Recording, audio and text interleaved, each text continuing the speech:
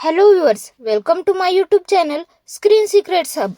4 reporter दोस्त मिलकर आत्मा के ना होने का दावा करते हैं और कुछ ढोंगी बाबाओं का पर्दाफाश करते हैं।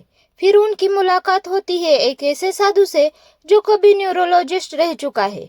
वो साधु इन दोस्तों को एक डरावने घर में 3 दिन 3 रातें बिताने को बोलता है और चारों दोस्त इस चैलेंज को एक्सेप्ट कर लेते हैं। आखिर में वो चारों बाबा को झूठा साबित कर पाएंगे या वो खुद झूठ साबित होंगे। मूवी स्टार्ट होती है कब्रिस्तान के सीन से। एक लड़की जिसे नींद में चलने की बीमारी थी वो एक कब्र पर जाके सो जाती है। नेक्स्ट सीन में हम देखते हैं उसकी माँ किसी बाबा को उसका इलाज करने के लिए बुलाती है, लेकिन वो बाबा इलाज के नाम पर उस बच्ची को मारने लगता है जिससे उस लड़की की डेथ हो जाती है। वही हम मिलते हैं 4 दोस्तों से। जो रिपोर्टर है उस रात जब नीना सो रही थी उसे उस बच्ची का डरावना चेहरा सपने में दिखाई देता है। दूसरे दिन सब मिलकर उस बाबा को एक्सपोज करने का प्लान बनाते हैं। एक इंसान उसे लोगों की जानकारी देता था और उसे यूज करके वो बाबा लोगों को ठीक करने का वादा करता था। ये सब नीना और अर्पणा अपने कैमरा में रिकॉर्ड कर लेते हैं और अर्पणा न्यूज चैनल पे ये न्यूज दिखा देती है। ऐसे ही और भी बाबाओं को एक्सपोज करने लगते हैं। एक दिन अर्पणा और विनय जो कि कपल थे वो नीना और कल्याण को ये बताते हैं कि अर्पणा प्रेग्नेंट है, लेकिन अर्पणा दुखी थी क्योंकि उससे शादी करने की वजह से विनय के परिवार ने विनय से भी रिश्ता तोड़ दिया था। लेकिन नैना उसे समझाती है कि सब ठीक हो जाएगा।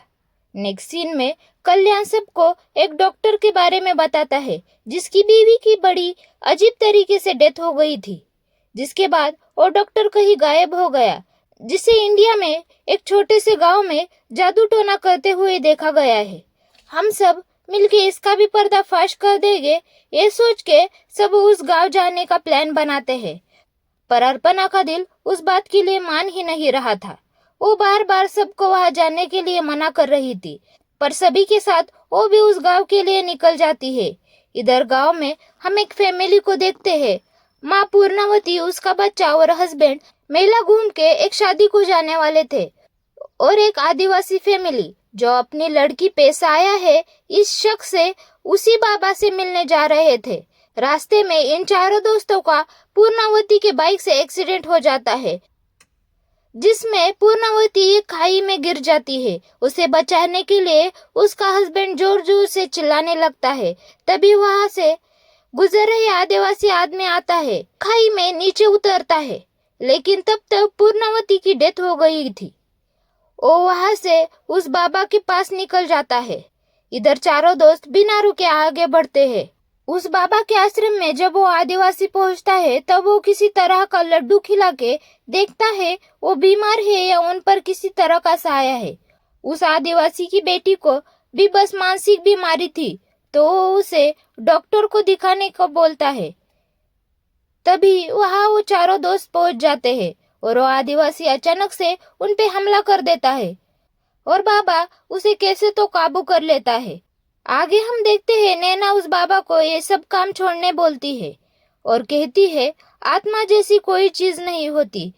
बाबा सबको चैलेंज करते हैं एक हॉन्टेड घर में 3 दिन रुको, जिसके बाद वो उन सबको आत्मा से मिलाएगा। जब सब उस घर के पास पहुंचते हैं वहां किसी तरह की ड्राइंग बनी होती है। बाबा कहते हैं ये सब उन्हीं के प्रोटेक्शन के लिए है, तुम्हें इससे बाहर नहीं जाना। और हम इस घर की बैक स्टोरी जान पाते हैं। जब इस घर का काम चालू था एक कॉन्ट्रैक्टर ने कुछ वर्कर को यहाँ मार दिया था। उसके बाद जब एक होटल बनाने के लिए ये बिल्डिंग फिर से खोली गई तो इसके मालिक ने अपने पूरे परिवार को मार दिया और खुद भी फांसी लगा ली। इसके बाद सब अंदर आते हैं। अर्पणा को वही कॉन्ट्रैक्टर का वर्कर को मारने वाला डरावना मंजर दिखाई देता है और पीछे मुड़ते ही उसे उस मालिक की लटकती हुई लाश दिखाई देती है। तब विनय कहता है उस बाबा ने इसीलिए हमें वो कहानी बताई ताकि हम सब डर सके। दूसरे तरफ नैना और कल्याण उस बाउंड्री को पार करके बाहर जाते हैं, ये देखने कि उनके साथ क्या होता है। तब उन्हें आसमान में अजीब सी रोशनी दिखाई देती है दूसरे तरफ आदिवासी आदमी को बाबा मिलने आता है और पूछता है तुम कौन हो, पर वो उनके एक शख्स पर हमला कर देता है और बाबा उसे डरा के उसके बारे में पूछता है तो वो बताता है मैं पूर्णवती हूँ, उन चारों की वजह से मेरी मौत हो गई और मुझे मेरे बच्चे और हस्बैंड से दूर होना पड़ा, इसीलिए मैं उन सब को जान से मार दूंगी। रात में सब सो रहे होते हैं और हमें घर के गेट के पास एक परछाई दिखाई देती है। किसी चीज के जलने की बदबू से अर्पणा जाग जाती है और बदबू का पीछा करने लगती है, लेकिन वो बदबू उसी के रूम से आ रही थी। जब वो रूम में जाके देखती है तो वहाँ उसे एक जली हुई आत्मा विनय के पास बैठी हुई दिखती है। अचानक से वो आत्मा अर्पणा को देखती है और अर्पणा चिल्लाने लगती है, तो वहाँ सब आके अर्पणा को शांत करते हैं। कल्याण भी नीना से यहाँ कुछ अजीब है बोलता है, पर नीना वहाँ से चली जाती है। इधर आदिवासी उसकी बंधी हुई रस्सियां खोलने की कोशिश करता है।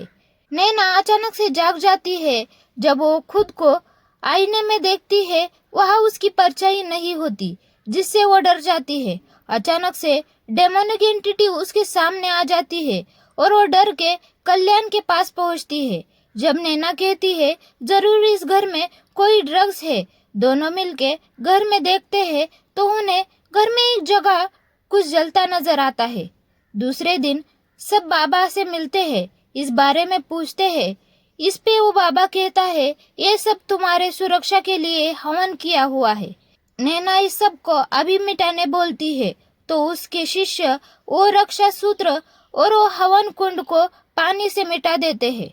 अब तक वो आदिवासी अपनी रस्सी खोल चुका था। दूसरे तरफ सभी दोस्त बाहर घूमने निकलते हैं। वहाँ उन्हें फिर से आसमान में वही रिंग दिखाई देती है और नैना एक बकरी के बच्चे को सहलाने लगती है, पर वो पहाड़ी से नीचे कूद जाता है, जिससे डर के अर्पणा वहाँ से चली जाती है। उसके पीछे पीछे नैना कल्याण भी जाते हैं। विनय उस बकरी के बच्चे को देखता है, तभी अचानक से उसके पीछे कुछ कुत्ते आ जाते हैं जो उस पर हमला कर देते हैं और विनय भी उस पहाड़ी से नीचे गिर जाता है। इधर वो आदिवासी जिसके बॉडी में पूर्णवती की आत्मा है वो अपने बच्चे से मिलने पहुंचती है, पर गांव के लोग उसे वहां से मार के भगा देते हैं। रात होते ही विनय वापस आ जाता है, बट उसकी तो डेथ हो गई थी, तो वो वापस कैसे आया। अपर्णा घर जाने की जिद करने लगती है। सब उसको बोलते हैं कि अब रात हो गई है, हम सुबह जाते हैं, पर वो वहां से जाने के लिए दरवाजा खोलने लगती है। दरवाजा कोई बाहर से खोल देता है, तभी वहां पूर्णवती की आत्मा आ जाती है और सब पर हमला कर देती है। सभी उसको चकमा दे के घर से बाहर भाग जाते हैं और वो आदिवासी उनका पीछा करने लगता है। सभी उसे बचते हुए छुप जाते हैं और वो अपने मौत का बदला लेने के लिए उन सबको मारने की बात करती है और अपने बच्चे से दूर हो जाने का गम मनाने लगती है। तभी सब चुपते हुए वहां से निकलने की कोशिश करते हैं, पर पूर्णवती उन्हें देख लेती है और उनका पीछा करती है। तभी वो बाबा वहां आकर पूर्णवती को फिर से कंट्रोल करता है। तब उस एक्सीडेंट की सारी सच्चाई उन चारों को बताता है जिससे पूर्णवती की डेथ हुई थी। नीना ये सब उसी बाबा का खेल है जो हमें फंसाने की कोशिश कर रहा है, ये ऐसा बोलती है और सब उसी घर में लौट आते हैं। कल्याण नींद में से किसी आवाज से जाग जाता है और उसका पीछा करने लगता है। तब वह एक सरकटी आत्मा थी जो 2 बच्चों को अपने पास बुला रही थी। ये सब देखकर कल्याण डर के मारे वहां से भाग जाता है और वापस उसी घर के आंगन में आकर बैठ जाता है, जहां उसे आसमान में कोई लाल चमकती हुई चीज नजर आती है। तब पास्ट का एक सीन हमें दिखाया जाता है। एक माँ ने उसकी 2 बेटियों को जहर देकर मार दिया और खुद भी ट्रेल के नीचे आकर जान दे दी। तीसरे दिन साधु बाबा कोई रिचुअल करता है जिसमें एक गड्ढे में 4 गुड़िया रखी हुई थी। दूसरे तरफ विनय किसी आहट से जाग जाता है और किसी परछाई का पीछा करते हुए बाहर आता है। तब उसे भी वही रेड रिंग आसमान में नजर आती है। बाबा उस 4 गुड़ियों के गड्ढे में चारों दोस्तों की एक एक चीज डालता है और इधर विनय कल्याण को अपने दिल की बात नीना को बताने को कहता है। अपने प्यार का इजहार कर दो ये दुनिया खत्म होने से पहले। जिसकी ये बात अजीब सी होती है। कल्याण नीना के पास जाके बैठता है और उसे बात करने की कोशिश करता है। तभी अर्पणा विनय को जमीन पर गिरा देख के चिल्लाती है, जिससे कोई चीज अंधेरे में खींच लेती है। अर्पणा की आवाज सुन के नीना और कल्याण दौड़कर उसके पास आते हैं। तब अर्पणा उन्हें बताती है कि विनय को किसी परछाई ने उस अंधेरे कमरे में खींच लिया। कल्याण, प्लीज वहां जाकर विनय को देखो। कल्याण उस अंधेरे डरावने कमरे में विनय को ढूंढता है, पर वहां कोई भी नहीं था। जब वो वापस मुड़ के अर्पणा को देखता है, तब कल्याण को उसके पीछे वही परछाई नजर आती है। कल्याण ये डरावना मंजर देख के वही फ्रीज हो जाता है और झट से वो परछाई अर्पणा को भी खींच लेती है। कल्याण डर के मारे वहां से नैना को लेकर भागता है और दोनों एक पहाड़ी पर जाकर रुकते हैं और नीना उससे पूछते हैं, हम भाग क्यों रहे हैं? तो कल्याण कहता है, वह कोई साया था जिसने अर्पणा को कहीं खींच लिया। विनय को भी इसी साये ने कहीं खींच लिया होगा। ये सब सुन के नैना कहती है, तो हमें तुरंत उस बाबा के पास जाना चाहिए। ये सब उसी की साजिश होगी हमें डराने की। वो वहां से आगे बढ़ती है, तभी कल्याण के पीछे हम वही परछाई देखते हैं। कल्याण डर के पीछे मुड़ता है कि वो भी पहाड़ी से नीचे गिर जाता है और डूबने लगता है। नैना उसकी आवाज सुन के वापिस आती है और उसे बचाने के लिए मदद के लिए चिल्लाने लगती है। तभी वो बाबा वहां आता है और नैना कल्याण को बचाने के लिए उसे कहती है, लेकिन वो कोई मंत्र पढ़ने लगता है। नैना गिड़गिड़ा के कल्याण को बचाने की बात करती है, पर वो बाबा उसे बताता है वो बहुत पहले ही मर चुका है। सिर्फ वो ही नहीं, तुम्हारे दोस्त और तुम भी मर चुकी हो। तुम सब आज से 3 दिन पहले मर चुके हो। 3 दिन पहले जब तुम मेरे आश्रम आए थे, एक बाइक को बचाने के चक्कर में तुम्हारी कार खाई में गिर गई थी, लेकिन नैना इस बात से इनकार करती है। हमारी कार उस एक्सीडेंट से बच गई थी, लेकिन बाबा कहता है कि ईश्वर ने तुम्हें वो मौका ही नहीं दिया। अब बस जो बाकी है वो तुम्हारी अतृप्त आत्मा है। नैना इस बात को मानने को तैयार ही नहीं थी। बाबा कहते हैं, आज तुम्हारे इस दुनिया का सफर खत्म हुआ। तुम्हारी अंतिम क्रिया शुरू हो चुकी है, इसलिए तुम एक एक करके जा रहे हो। लेकिन नैना इस बात को झुठला रही थी। बाबा कहते हैं, इसमें तुम्हारी गलती नहीं है। जो कल तक हंसी खुशी अपनों के साथ जिंदगी बिता रहा था, वो अचानक से इस दुनिया से चला जाता है, तो उसकी हालत भी ऐसे ही हो जाती है। लेकिन ये सच है, उन्हें बचाते हुए तुम्हारी जान चली गई थी और तुमसे बचने के चक्कर में पूर्णवती की भी मौत हो गई है। फिर भी नैना इस बात को मानने के लिए तैयार नहीं थी। बाबा कहते हैं, अगर सच से आंख मूंद लो तो सच बदल नहीं सकता।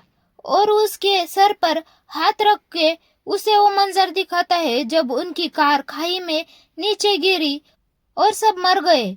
नैना, कल्याण और विनय पत्थर पर गिरे और अर्पणा कार से लगी हुई आग से जल गई। इसीलिए अर्पणा को जलने की बदबू आ रही थी और उसे विनय के पास अपनी जैसी जली हुई आत्मा दिखी। इसीलिए विनय भी खाई से गिर के मरने के बाद वापस लौट आया और उन सबको आसमान में बार बार वो रिंग दिख रही थी। तब वो बाबा नैना को बताते हैं, जब तुम मेरे पास आए थे तब मैंने तुम्हें इसीलिए उस घर में रोक लिया था, ताकि तुम अपनी मौत को स्वीकार कर सको, शांति से इस दुनिया से जा सको। तभी नैना को अपनी माँ और बहन दिखने लगती है और दोनों नैना की अंतिम क्रिया में पहुंचते हैं। नैना के माँ कहते ही उसकी माँ उम्मीद से इधर उधर देखती है, पर उसे वो बाबा दिखाई देता है, नैना नहीं। बाबा नैना को समझाते हैं कि ऊपर वाले का खेल कोई नहीं समझता। तुम ये साबित करने आई थी कि आत्मा नहीं होती, पर ये सब हो गया। ये दुनिया जीवित लोगों के लिए है, मरे हुओं के लिए नहीं। राम और कृष्ण जैसे अवतार भी इस दुनिया से चले गए। कोई कितना भी बड़ा हो, मृत्यु बस अपने नियमों का पालन करती है। और अगर कोई मृत्यु को नहीं मानता तो उस इंसान की मौत भयानक तरीके से होती है। अगर हम मृत्यु को मान ले तो वो मृत्यु वरदान बन जाती है और शांति से ले जाती है। अब तुम शांति से जाओ, नया जीवन शुरू करो और नए रिश्ते अलग जन्म में तुम्हारा इंतजार कर रहे हैं। किसी माँ की कोख में अपना नया जीवन आरंभ करो। और इतना कह के ओ बाबा वहां से जाने लगता है। इतना समझाने के बावजूद भी नैना अपनी मौत को स्वीकार नहीं करती। उसकी हालत भी उसके दोस्तों जैसी हो जाती है, ये हम समझ पाते हैं। और ये मूवी यही खत्म होती है। अगर आपको ये मेरा वीडियो अच्छा लगा है तो प्लीज मेरे यूट्यूब चैनल को सब्सक्राइब कीजिए, मेरे इस वीडियो को लाइक कीजिए और अपने दोस्तों के साथ शेयर कीजिए। Thanks for watching. Bye bye.